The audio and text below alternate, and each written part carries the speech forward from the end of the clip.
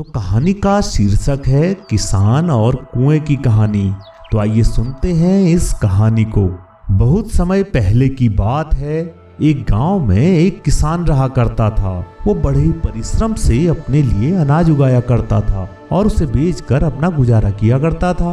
एक बार तो वह अपने खेत के लिए पानी के स्रोत की तलाश कर रहा था। तभी उसने अपने पड़ोसी का एक कुआं दिखाई पड़ा। उसने उस पड़ोसी से वो कुआं खरीद लिया।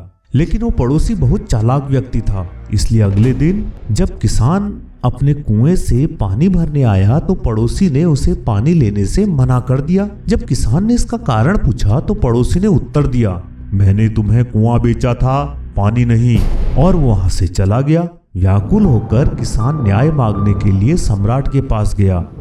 उसने अपनी पूरी बात सम्राट के सामने रखी। बादशाह ने अपने 9 में से एक सबसे बुद्धिमान मंत्री बीरबल को बुलाया। अब बीरबल ने पड़ोसी से प्रश्न किया कि तुम किसान को कुएं से पानी क्यों नहीं लेने देते? आखिर तुमने किसान को कुआं बेच दिया है। इस सवाल पर पड़ोसी ने जवाब दिया, बीरबल जी, मैंने किसान को कुआं तो बेचा था, लेकिन उसमें जो पानी है वो नहीं बेचा।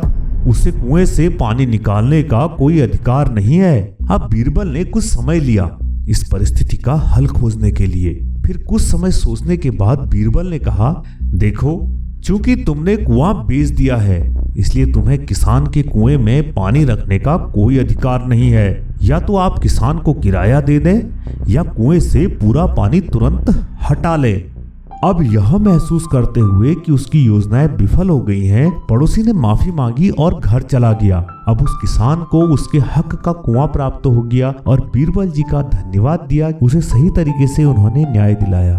तो इस कहानी से हमें यह सीख मिलती है कि किसी को धोखा देने से आपको कुछ नहीं मिलेगा, लेकिन इसका नतीजा आपको जल्द ही भुगतना पड़ेगा।